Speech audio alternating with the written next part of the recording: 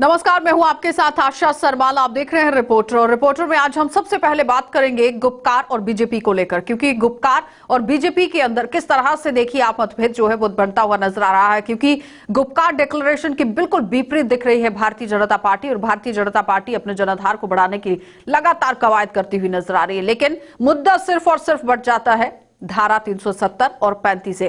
Gupkar declaration कहती है कि धारा 370 और 35 को वापस लाया जाएगा, लेकिन भारतीय जनता पार्टी कहती है कि धारा 370 और 35 वापस ही नहीं आ सकता है। और उसके साथ ही आज आपको सीधा लिए चलेंगे हम कश्मीर में, क्योंकि जम्मू और कश्मीर दोनों संभागों की अगर हम बात करें तो जाहिर तौर पर जो चुनावों को लेकर एक रणनीति तैयार करने की बात कही जा रही है तो वो जोरों पर दिख रही है, यानी कि सियासत चरम पर दिख रही है और हर कोई अपनी पैठ जमाने की कोशिश कर रहा है। जम्मू के अंदर भी भारतीय जनता पार्टी और गुपकार डिक्लेरेशन काम करती हुई नजर आ रही है, और कश्मीर के अंदर भी भारतीय जनता पार्टी और गुपकार डिक्लेरेशन काम करती हुई नजर आ रही है। लेकिन सबसे पहले आपको दिखाएंगे कि हिलाल हंजूरी हमारे संवाददाता हमारे साथ क्या कुछ बातचीत साझा करना चाहते हैं, क्योंकि उनकी खास बातचीत भी हुई है बीजेपी के नुमाइंदों के साथ भी, और गुपकार के भी पूरे सूरत हाल वो हमें समझाएंगे। जरा देख लीजिए। जम्मू कश्मीर में होने वाले डीडीसी इलेक्शंस को लेकर जहां गुपकार अलायंस ने पहले ही लोगों से अपील की है कि उन्हें वोट देकर भारतीय जनता पार्टी और मरकजी सरकार तक ये पैगाम पहुंचाए कि वो 5 अगस्त के फैसले के खिलाफ वोट दे रहे हैं। वहीं पर भारतीय जनता पार्टी का मानना है कि इन इंतखाबात का 370 के फैसले के साथ कोई भी वास्ता नहीं है। मरकजी वजीर के साथ साथ शाहनवाज हुसैन, जो कि भारतीय जनता पार्टी के नेशनल स्पोक्समैन भी हैं, उनकी जानिब से आज यही बात कही गई है कि इन इंतखाबात को 370 के साथ राजशुमारी से वाबस्ता ना किया जाए, बल्कि उनका मानना है कि ये इलेक्शंस खालिस डेवलपमेंट और पंचायत को लेकर हैं और इन इंतखाबात से 370 के फैसले को ना जोड़ा जाए। तो इस हवाले से इंतखाबात के नताइज से पहले ही जहां गुपकार अलायंस यही कहती है कि इससे एक मजबूत पैगाम मरकजी सरकार को जाएगा, वहीं पर भारतीय जनता पार्टी ने नताइज आने से पहले ही यही कहा है कि 370 के साथ इस फैसले का कुछ भी नहीं होगा। शहर श्रीनगर से कैमरामैन समीर वानी के साथ मैं मीर हिलाल हांजुरी, गुलिस्तान न्यूज़। चलिए, तो आपने देखा कि हिलाल का क्या कुछ कहना था, किस तरह से पूरी बातचीत जो है उन्होंने यहां पर की है। भारतीय जनता पार्टी के नुमाइंदों से बातचीत हुई है उनकी, और साफ तौर पर उनका सवाल भी यही था कि अगर भारतीय जनता पार्टी ज्यादातर सीटें लेकर सामने आती है तो जनता बहुत खुश है, लेकिन अगर सीटें नहीं मिलती हैं तो काफी तरीके से जनता जो है वो नाखुश नजर आएगी धारा 370 और 35 को लेकर। लेकिन गुपकार डिक्लेरेशन आप देखिए कि किस तरह से लोगों को गुमराह करता हुआ दिख रहा है। एक तरफ भारतीय जनता पार्टी दावा कर रही है कि 370 और 35 वापस आ ही नहीं सकता, और अब गुपकार डिक्लेरेशन जो है जिसमें पीडीपी पार्टी लगातार स्टैंड जो है वो अपना कड़ा रुख इख्तियार उस पर करती हुई दिख रही है कि वो अपने जितने भी हक हैं उन्हें वापस लाएगी, धारा 370 और 35 को वापस लाया जाएगा। लेकिन जनता जनार्दन है और जनता को ही फैसला करना है कि आखिर वो क्या चाहती है। चलिए, अब आपको लिए चलेंगे शहर श्रीनगर, और शहर श्रीनगर से भी इरफान फाजिल हमें रिपोर्ट दे रहे हैं, क्योंकि पर्यटन के लिहाज से अगर देखा जाए तो जम्मू कश्मीर का पूरा दारोमदार पर्यटकों पर ही निर्भर करता है। लेकिन जो पार्क हैं वहां पर आप देखिए क्या सूरत हाल इस वक्त बने हुए हैं। इरफान की रिपोर्ट देखिए। Sir, you are from Mumbai. Mumbai से कश्मीर का सफर, और अभी आप मुगल बागात में घूम रहे हैं, कैसा फील कर रहे हैं सर? बहुत बढ़िया है, very nice, very nice. Kashmir is really good. Kashmiris are very very warm and welcoming. Really felt good. Ma'am, SOP guidelines and other side of the story, there is pandemic going on. So what's your message for tourists, especially for locals, such in pandemic? Just take care and wear your mask, maintain social distancing, keep sanitizing your hands, and you're sorted. What about the garden maintenance? Like, you believe that the garden is perfectly all right, or इसे और कुछ अच्छा करने की ज़रूरत है, so that more and more people will come up? I think the garden's really beautiful. There are a lot of dustbins and a lot of signs that you shouldn't litter and shouldn't throw plastic. And that's all over Kashmir. They say there's no polythene zone and all that. So that's really good because you don't see this anywhere in India. And like the people also following the guidelines and not littering. Sir, कुछ लोग जो है अभी भी डर रहे हैं कश्मीर आने से, जो ये समझते हैं कि कश्मीर में हालात ठीक नहीं हैं, बट कोविड का असर कश्मीर में आपको लग रहा होगा कम है। So what is your message for tourist specially outside India जो बाहर रहते हैं? There is no fear of COVID over here. Like, it's quite safe, very safe. And the other reasons also, I was also scared of coming to Kashmir for other political reasons. But it's 100% peaceful. It's very, very peaceful. Your message, please. I think the same. It's very safe. People are very friendly. It's a वादी कश्मीर के साथ साथ मुगल बागात तो वादी कश्मीर की पहचान है और ख़ास तौर पर डिपार्टमेंट ऑफ फ्लोरिकल्चर भी इसे मेंटेन करते हुए आ रहा है। और ख़ास तौर पर अगर सर्दियों के हवाले से बात करें तो सर्दियों में इस गार्डन की चार्म जो है वो डिफरेंट होती है, क्योंकि ऑटम के साथ साथ लीव्स जब फ्लोरेसेंट कलर में तब्दील हो जाते हैं तो दिल शादमान होने के लिए लोग इस गार्डन की ओर भी रुख करते हैं। मगर आज के मामलात और आज का माजरा कुछ अलग ही है। अगर एक साइड से गार्डन की साफ़ सफाई को फ्लोरिकल्चर डिपार्टमेंट हैंडल करता है तो मगर वहाँ पर अब जी हाँ, सयाहों के साथ साथ लोकलाइट्स के साथ साथ एक अजीब गरीब चीज़ आज देखने को मिली। यानी गार्डन में कुत्तों की भी तादाद काफ़ी ज़्यादा बढ़ चुकी है, जो कि इस गार्डन में नहीं होनी चाहिए। क्योंकि इस गार्डन में जबकि सैलानी सैर करने के लिए आते हैं और ख़ास तौर पर लोकलाइट्स पिकनिक मनाने के लिए आते हैं, तो आखिरकार कुत्तों की तादाद और ख़ास तौर पर अगर देखा जाए तो इसका एक डिफरेंट सा और बैड इम्पैक्ट जो है गार्डन की ओर दिखाई देता है। और ख़ास तौर पर इसे नज़र रखने के लिए वॉचमैन भी है, मगर आखिरकार कह सकते हैं कि बहुत बड़ी लापरवाही है। गुलिस्तान न्यूज़ और JK 24/7 के लिए मैं सईद इरफान फाजिल, मुगल गार्डन। चलिए, तो आपने देखा कि इरफान का क्या कुछ कहना था, किस तरह से फ्लोरिकल्चर डिपार्टमेंट पर एक उंगली जो है वो उठती हुई दिख रही है। यानी कि सवालिया निशान के घेरे में इस वक्त फ्लोरिकल्चर डिपार्टमेंट दिख रहा है। जाहिर तौर पर अगर हम पार्कों के रखरखाव की बात करें तो वो बिल्कुल भी होता हुआ नजर नहीं आ रहा है, जो एक बहुत बड़ा सवाल यहाँ खड़ा कर रहा है कि जम्मू कश्मीर जो कि पर्यटन के लिहाज से ही जाना जाता है, लेकिन जो पर्यटक स्थल है वहां पर ही साफ सफाई और पूरी तरह से ध्यान नहीं रखा जा रहा है। चलिए, अब आपको लिए चलेंगे बारामूला और बारामूला से इरशाद भट्ट की रिपोर्ट आपको दिखा देते हैं, क्योंकि अक्सर हमारे संवाददाता सारे ग्राउंड जीरो पर डटे रहते हैं और लोगों की ग्रीवेंसीज को सामने रखने की कोशिश की जाती है। लेकिन बारामूला के कुछ ऐसे इलाके हैं जहां पर आज भी मूलभूत सुविधाओं से लोग वंचित हैं। क्या कुछ पूरी जानकारी इरशाद हमें दे रहे हैं, देख लीजिए। जी आशा, बिल्कुल। अगर हम शुमाली कश्मीर के सरहदी इलाके उड़ी की बात करें, उड़ी से तकरीबन 20 किलोमीटर की दूरी पे जो कमलकोट सेक्टर है, वहाँ पे रिहाइश पजीर लोगों को जो है गुनागो मुश्किलातों का सामना करना पड़ रहा है। अगरचे वहाँ पे बार बार जो है सीज फायर वायलेशन का उल्लंघन किया जा रहा है पाकिस्तान की तरफ से, हालांकि रिहायशी इलाकों को जो है टारगेट किया जा रहा है। इन रिहायशी इलाकों को जो है काफ़ी सारे मुश्किलातों का सामना करना पड़ रहा है। अगरचे पिछली दफ़ा हम वहाँ पे गए, एक हफ्ता पहले वहाँ पे जो है सीज फायर वायलेशन का उल्लंघन किया गया। उसके बाद जो है हमने वहाँ पे रिपोर्ट किया और रिपोर्ट होने के बाद हमने गुलिस्तान और JK पे चलाया। उसके बाद जो है आज ज़िला इंतज़ामिया हरकत में आई। कमलकोट सेक्टर के जो मुकामी लोग हैं वो यहाँ पे ज़िला तरक्याती कमिश्नर और इसके साथ साथ जो बाकी अफसरान से मिले, इनके साथ हम बात करने की कोशिश करेंगे जो यहाँ पे मुकामी लोग आए हैं।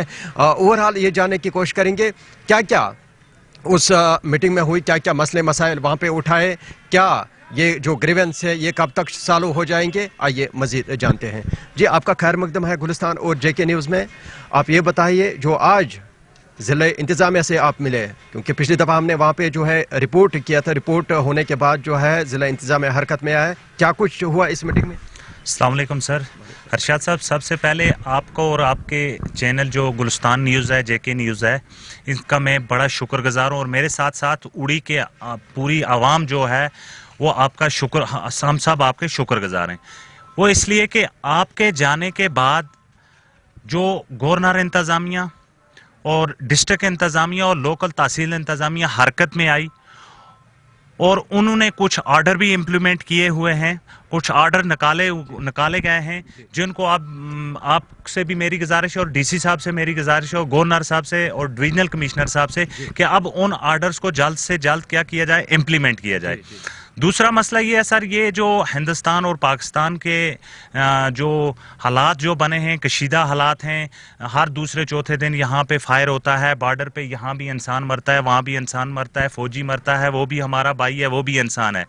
तो मेरी ये गुजारिश है दोनों ममालिक के वज़ीर आज़म से कि इन दोनों को बैठकर इस मसले को एक टेबल पे बैठकर जल्द से जल्द हल किया जाए, ताकि ये जो मरने का सिलसिला है ये ख़त्म हो जाए और गरीब जो लोग हैं इनका नुकसान जो हो वो नुकसान होने से बच जाएं। दूसरा सर, जो ट्रेड थी, जो आर पार हमारी ट्रेड चलती थी, उस ट्रेड में जो लोग काम करते थे आज वो बहुत ही सहमे हुए हैं और वो मांगने पे मजबूर हो गए। हज़ारों की तादाद में लोग वहाँ ट्रेड, जैसे हमारा ट्रेड सेंटर इस्लामाबाद है, वहाँ पे लोकल्स आज भीख मांगने पे मजबूर हो गए। तो मेरी ये गुजारिश होगी दोनों प्राइम मिनिस्टर से और स्पेशली मेरे जो अपने प्राइम मिनिस्टर हैं मोदी साहब, उनसे कि इस मसले को जल्द से जल्द बहाल किया जाए। और तीसरा सर, जो हमारे लोकल इशू हैं पानी को लेकर है, हेल्थ का बड़ा इशू है सर। जो हमारा इलाका है वहाँ पे जो हॉस्पिटल है, एक हॉस्पिटल जो मेरा सुल्तान डाकी है 10 से 4 तक फंक्शन है। आप देखें हिंदुस्तान डिजिटल इंडिया बना रहा है लेकिन हॉस्पिटल 10 से 4 तक चल रहा है, पानी जो है गंदा मिल रहा है, कहाँ बनेगा सर? तो जिला इंतजामिया के साथ आपकी जो है मुलाकात हुई, क्या जिला इंतजामिया के जो अफसरान हैं उन्होंने क्या कुछ किया? कब तक ये जो आपके मसले मसाइल हैं कब तक ये हल हो जाएंगे? सर जो जिला इंतजामिया है, जो आला अधिकारी हैं जैसे डीसी साहब हैं, एसीडी साहब हैं, बाकी सीएमओ साहब हैं, एडी साहब हैं, इन सब का बहुत अच्छा रिस्पांस रहा। ये इन्होंने हमें भरोसा दिया है कि आपके जितने भी ग्रीवेंस हैं वो जल्द से जल्द, और स्पेशली मैं 2-4 बार पहले भी डीसी साहब से मिला हूं। ये बोलूं कि जो मीडिया वहां पे आई, किसी चैनल पर मैंने गुलिस्तान न्यूज़ और जेके न्यूज़ के बगैर कुछ रिपोर्ट देखी नहीं। पहली बात तो मेरी ये है। दूसरी बात ये है कि अफसरान जो हैं जब आप गए उसके बाद डिस्ट्रिक्ट इंतजामिया और गवर्नर इंतजामिया हरकत में आई। चले, बहुत बहुत शुक्रिया। चले, ये थे उड़ी के मुकामी लोग। ये आज बाज़ाब्ता तौर पर जो है ज़िला तरक्याती कमिश्नर ऑफिस के साथ साथ जो बाकी यहाँ पे जो है ज़िला इंतजामिया है उन अफसरानों से मिले, उनके साथ जो है मुलाकात हुई। हालांकि बहुत सारे जो है मसले मसाइल उठाए इन लोगों ने, जो 0.5 किलोमीटर के दायरे में आते हैं, जो उड़ी बिल्कुल एलओसी के बिल्कुल नजदीक। तो आपने देखा कि इरशाद का क्या कुछ कहना था, किस तरह से वो बताते हुए नजर आए हैं। आम लोगों से भी उनकी बातचीत हुई है तो जाहिर तौर पर लोग जो है वो रोष दिखाते हुए नजर आए हैं कि जो जमीनी सतह तक काम होना चाहिए वो नहीं हुआ है। लेकिन जो नुमाइंदे आज यहां पर पहुंचे हुए थे उन्होंने आश्वासन दिया है कि बहुत ही जल्द बारामूला की जो जनता है उन्हें राहत दी जाएगी। उसके साथ ही आपको लिए चलेंगे बड़गाम, और बड़गाम से भी अशरफ डार हमें क्या कुछ पूरी जानकारी दे रहे हैं, देख लीजिए। मैं इन दो परिवारों से, अब्दुल्ला परिवार और मुफ्ती परिवार से पूछना चाहता हूं कि आज आप झूठ के आंसू बहा रहे हैं। गुजर बक्कर वालों को फॉरेस्ट राइट देने से किसने रोका था? आपने ये राइट उनको क्यों नहीं दिए? उनको विकास से अछूता क्यों रखा गया? आज भी वो बदहाल हालत में पिछड़े लोग हैं, पिछड़े रह गए। आपने उनकी चिंता क्यों नहीं की? उनको न्याय क्यों नहीं दिया? आज भारतीय जनता पार्टी और मोदी सरकार उनको फॉरेस्ट राइट देना चाह रही है। आज जम्मू कश्मीर में विकास के कामों में तेजी आई है।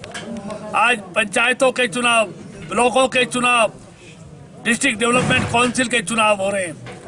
गांवों में सीधा, गांवों की पंचायतों के लिए सीधा पैसा आदरणीय मोदी जी की सरकार भेज रही है। और यहाँ के नौजवान को रोजगार देने के लिए यहाँ पर उद्योग लाए जाएंगे, यहाँ पर हॉस्पिटल, कॉलेज और यूनिवर्सिटी लाई जाएंगी, यहाँ पर होटल लाए जाएंगे, फैक्ट्रियां लगाई जाएंगी।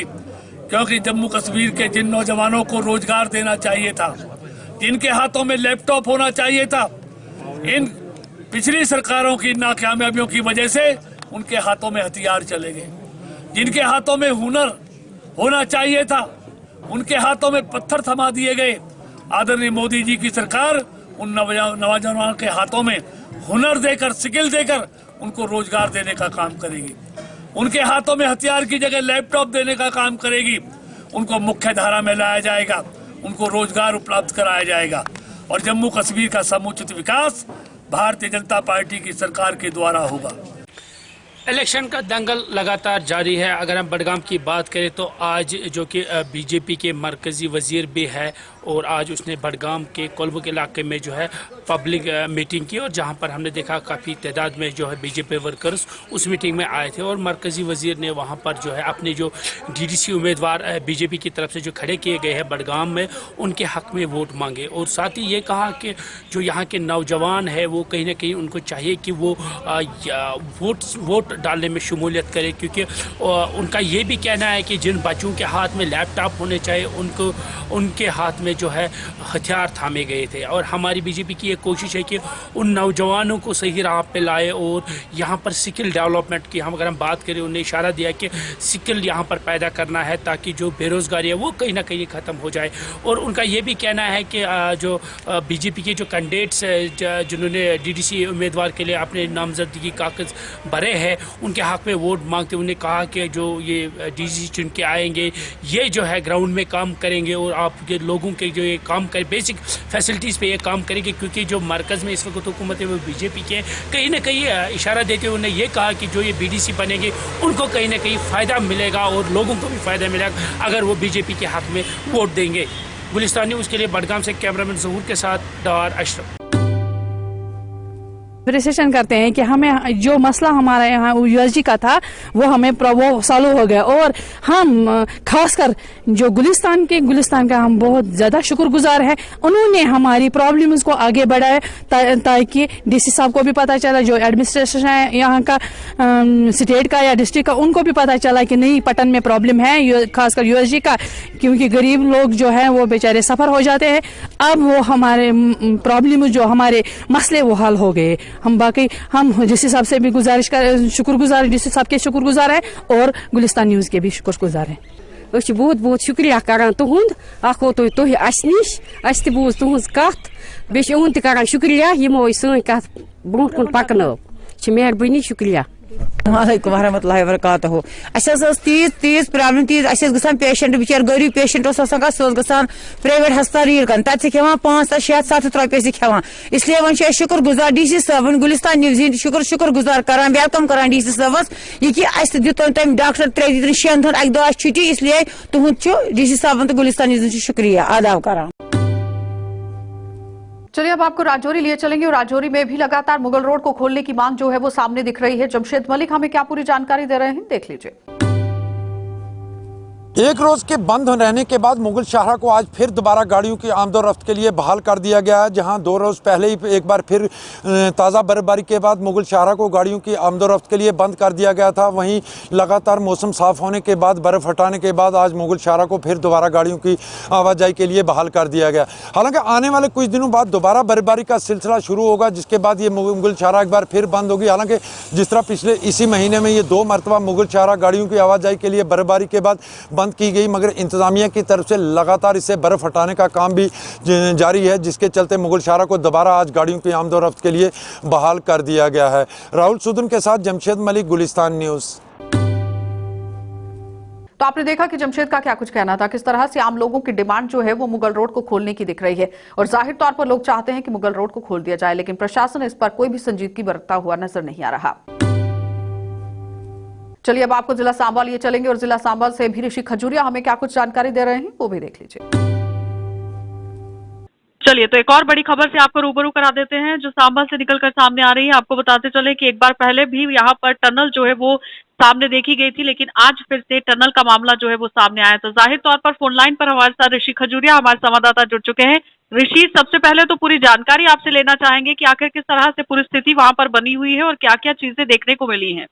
देखिए, मैं आपको बताना चाहता हूं कि मैं अभी भी इस समय सांबा सेक्टर के अंतर्राष्ट्रीय सीमा की रिगाल पोस्ट पर मौजूद हूं और यहीं पर जो है वो टनल डिटेक्ट हुई है और लगातार पिछले 2-3 दिन से ये जो गतिविधियां तेज की जा रही थी बीएसएफ द्वारा, जांच एजेंसियां यहाँ पर पहुंची हुई है, सुरक्षा एजेंसियां यहाँ पर पहुंची हुई है, क्योंकि 2 दिन पहले जो नगरोटा में आतंकी हमला हुआ और उस आतंकी हमले के तार जो थे वो सांबा सेक्टर से जोड़कर देखे जा रहे थे, जिसको लेकर डीजीपी जम्मू कश्मीर पुलिस ने ये बयान भी दिया था कि इन्फिल्ट्रेशन जो है वो सांबा सेक्टर से हुई है। उसके बाद सुरक्षा एजेंसियां और जांच एजेंसियां लगातार ये देख रही थी कि आखिर इन्फिल्ट्रेशन कहाँ से हुई है, क्या कोई टनल डिटेक्ट हुई है। तो इसको लेकर लगातार एक जो गतिविधियां जो थी वो तेज थी। बीएसएफ के जो आला अधिकारी थे वो भी लगातार हर एक बॉर्डर पोस्ट का निरीक्षण कर रहे थे और फाइनली ये पता लगाया जा रहा था कि आखिर कहाँ से हो सकता है कि इन्फिल्ट्रेशन हुई है। तो आज फाइनली कहीं ना कहीं तार जो वो सांबा सेक्टर से जुड़ते हुए नजर आ रहे हैं। और आज कह सकते हैं कि जो बन टोल प्लाजा पर एक बड़ी घटना को अंजाम देने की कोशिश की जा रही थी 4 आतंकवादियों की तरफ से, वो सांबा से ही घुसपैठ करने के लिए यहाँ पर पहुंचे हुए थे, कुछ ऐसा। बिल्कुल सही कहा आपने। और ये जो टनल डिटेक्ट हुई है ये मैं आपको बता दूं जो हमें सूत्रों के हवाले से जानकारी मिल पा रही है, क्योंकि अभी तक ऑफिशियली कोड जो है वो भी थोड़ी देर में यहाँ पर डीजीपी जम्मू कश्मीर पुलिस करने वाले हैं, वो यहाँ मौके पर पहुंचे हैं।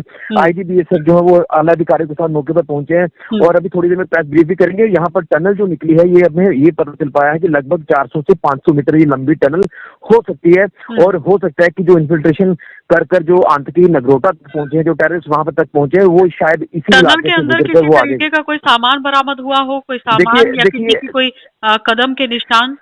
देखिए अभी तक सिर्फ और सिर्फ जो आला अधिकारी वो मौके पर पहुंचे हैं और हमें आगे जाने की अनुमति थोड़ी देर में मिलेगी। हम पूरा देखेंगे कि वहां पर क्या क्या चीजें मिली हैं, किन किन चीजों का इस्तेमाल किया गया है टनल जो वो निकालने के लिए पाकिस्तान द्वारा। और ये कहीं ना कहीं अब ये आप साफ तौर पर अंदाजा लगा सकते हैं कि इसी टनल से निकलकर वो आतंकी यहाँ हाईवे तक पहुंचे और हाईवे से आगे वो नगरोटा तक पहुंचे। बहुत बहुत धन्यवाद ऋषि पूरी बातचीत के लिए। उसके साथ ही रुक करेंगे जिला कठुआ का, और कठुआ से भी सरबजीत हमारे साथ जुड़ रहे हैं। क्या कुछ पूरी जानकारी है, देखें।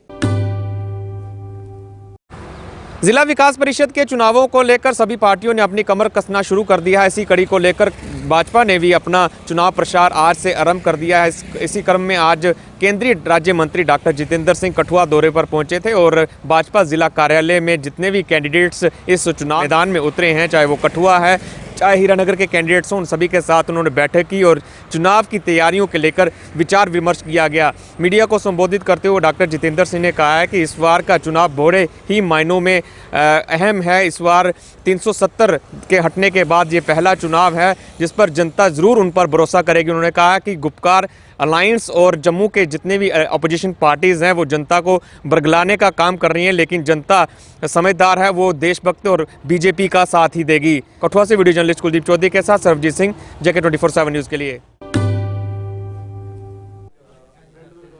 जिस तरह से DDC इलेक्शन की चहल पहल देखने को मिल रही है और डोडा में डोगरा स्वाभिमान संगठन भी अपना जो कैंडिडेट खड़ा कर चुका है और मेरे साथ खड़े हैं, इनसे पूरी राय लेते हैं कि किस तरह से इस इलेक्शन को देखते हैं और क्या मुद्दे रहेंगे इनके इस इलेक्शन को लेकर। सर आपका नाम? मेरा नाम सर करतार सिंह चौहान फराम मल्होरी, और मैं डोगरा संगठन से इसलिए जुड़ा हूँ कि हमने सारी पार्टी 25 साल मैंने कांग्रेस को दी है और बीजेपी की हालत है वो आप देख रहे हो, मेरे ख्याल में सर दुनिया को पता है। झूठे वादे करने वाले ये लोग हैं। कांग्रेस ने खाली अपना घर का राज बनाया है, हमारा लड़का लगेगा, हमारा पोता लगेगा, हमारा दोता लगेगा, लेकिन development is nothing on ground. सवाल ये नहीं है, सवाल ये है कि एक चौधरी लाल सिंह जो है तो मेरे ख्याल में मुझे पसंद है कैंडिडेट को, 4 बार मंत्री रहा है, 2 बार MP रहे हमारे वो, तो मेरे ख्याल में उस बंदे के मुकाबले में ये बंदे उनके सामने खड़े नहीं होने चाहिए। आज 370 और 35 के बाद पहला कदम ही उठाया गया, तो किस तरह से आप देखते हैं? इससे पहले भी इलेक्शन हुए हैं, BDC के इलेक्शन भी हुए हैं, तब किस तरह के काम हुए हैं? सर आज तक काम तो होते रहे लेकिन ग्राउंड पर कुछ नहीं है, नथिंग ऑन ग्राउंड। खाली इनकी हवाई है। इन्होंने मीडिया को, मैं तो मीडिया को दोष नहीं दूंगा, लेकिन इन्होंने मलपेट किया होता है, इन्होंने खरीदा होता है, वो उनकी भाषा बोलते हैं। लेकिन हम चाहते हैं कि कम से कम आप जैसे लोग, जैसे आपका मीडिया है, हम चाहते हैं कि लोगों की जो हकीकत है वो लोगों तक, गरीबों तक पहुंचाएं और हम इस इलेक्शन में कामयाब हो जाएं और फिर हम लोगों के जो भी काम होगा, अच्छा होगा तो करेंगे, बुरा होगा तो उसको छोड़ देंगे। गुपकार अलायंस बन चुका है, एक तरफ से बीजेपी अलग लड़ रही है और गुपकार अलग लड़ रहा है, तो किस तरह से आप देखते हैं? अब मैं चाहता हूं कि गुपकार का रोल क्या है यहाँ पे, आज तक क्या काम किया। आज जब इलेक्शन आते हैं तो ये लोग पार्टियां बना के आ जाते हैं। आज हम इकट्ठे हो गए, परसों हम अलग थे, ये शाम को एक टेबल पर बैठ के बात करते हैं और हम लोगों को, गरीब जनता को बेवकूफ़ बनाया जाता है। हम लोग बेवकूफ़ में करने बनने वाले नहीं है, इसलिए मेरे गरीब जनता ने मुझे सपोर्ट की है और ये शायद वोट भी करेंगे और शायद हम ये मैंडेट निकालेंगे, जो सीट निकालेंगे सकेगा। मैं पब्लिक के लिए जी रहा हूँ, मुझे को अपना कोई लालच नहीं है कि मैं मंत्री बन के या DDC चेयरमैन बन के मैं को पैसे कमाऊंगा, मुझे कोई जरूरत नहीं किसी चीज़ से। जो मैंडेट इनने कुछ दिनों पहले भरा है और चौधरी लाल सिंह जी की जो पार्टी है डोगरा स्वाभिमान संगठन, उस पार्टी से लड़ेंगे मरमत ब्लॉक से, और इनने साफ तौर पर बताया कि ये जो पार्टी ये गरीबों की पार्टी है और गरीबों के मुद्दों को लेके ये सामने आएगी। हमारा almost 96 bedded new emergency block बन रहा है, उसमें ग्राउंड प्लस 2 फ्लोर्स हैं, 32 बेड्स हैं हर फ्लोर पे, और एक हमारी ऑलरेडी एग्जिस्टिंग इमरजेंसी है। तो heads of all emergency discipline जैसे मेडिसिन, ऑर्थोपेडिक, सर्जरी और एनेस्थीसिया, और साथ में हमने हॉस्पिटल एडमिनिस्ट्रेशन, एडमिनिस्ट्रेटर, प्लानिंग वाले, इन सबको इसलिए इन्वॉल्व किया था कि क्योंकि ये बिल्डिंग हमें 5 महीने बाद ऐसा स्केड्यूल्ड है कि ये मार्च के महीने में हमें हैंड ओवर होनी है। तो उससे पहले हम सारे बैठ के ये डिसाइड करना चाहते थे कि क्या अभी कोई लास्ट मिनट अमेंडमेंट्स क्लिनिशियन को अपने फील्ड्स के हिसाब से कोई ज़रूरी उनकी इनपुट्स इनवाइट की हमने कि वो कुछ चाहते हैं कि उनके ऐसा कुछ करने से मरीज़ों की सहूलियत और सुविधाएं जो एक इमरजेंसी में होनी चाहिए वो ऑप्टिमल हो जाएं। कैबिनेट मिनिस्टर और जम्मू कश्मीर के चुनावी प्रभारी अनुराग ठाकुर आज जम्मू के मड ब्लॉक में पहुंचे हैं, जहां पर मड ब्लॉक की कैंडिडेट की बात करें वंदना कुमारी यहां से इलेक्ट करी और यहां पर कैंपेन करने के लिए यहां पर पहुंचे और मैं ठीक उसी जगह पर इस वक्त हूं। और यहां पर अगर सिक्योरिटी पॉइंट ऑफ व्यू से भी बात करें तो आप ठीक मेरे पीछे देखेंगे कि सिक्योरिटी का भी यहां पर पुख्ता इंतजाम जो किए गए, क्योंकि लगातार जम्मू कश्मीर में बात करें तो तकरीबन 70 सालों के बाद जो है यहाँ पर डीडीसी चुनाव होने जा रहे हैं। और उसको लेते हुए जहाँ की बीजेपी की कैंडिडेट की बात करें वंदना कुमारी की, तो यहाँ से वो इलेक्ट हो रही है और उसी के देखते हुए बीजेपी के बात करें मनोबल लोगों का बढ़ाने के लिए जो है आज यहाँ पर अनुराग ठाकुर जो है यहाँ पर पहुंचे। और लगातार जम्मू कश्मीर में देखा जा रहा है कैंडिडेट्स में काफी ज्यादा उत्साह जो है वो यहाँ पर साफ तौर पर देखा जा रहा है। अब ये चुनावी मैदान में ही पता चलेगा कि कितना कंपटीशन जो है टफ होने वाला है, पर लगातार हर पार्टी जो है यहाँ पर अपना जो है पुख्ते से जो है यहाँ पर काम करते हुए नजर आ रही है। जसवीर कौर, JK 24/7 न्यूज के लिए जम्मू। भारतीय जनता पार्टी अपना जनाधार बढ़ाने के लिए लगातार कवायद कर रही है। अनुराग ठाकुर पूरी तरह से मैदान में डटे हुए हैं और उसके साथ ही चरम पर इस वक्त सियासत दिख रही है और डीडीसी चुनाव जो है वो सर पर हैं। जाहिर तौर पर हर किसी ने यहां मोर्चा संभाला हुआ है, लेकिन देखना यह होगा कि लोग किसके खाते में अपनी गेंद जो है वो डालते हैं। यानी कहने का तात्पर्य है कि गेंद जो है वो किसके पाले में जाएगी ये तो दिसंबर में ही फैसला होगा, जब जनता मतदान करेगी और मतगणना जब सामने आएगी और कौन सा नुमाइंदा कौन सी पार्टी का नुमाइंदा जीतकर सामने आएगा, उस वक्त जनता बिल्कुल साफ क्लियर अपना स्टैंड दिखाएगी। फिलहाल आप देखते रहिए कार्यक्रम।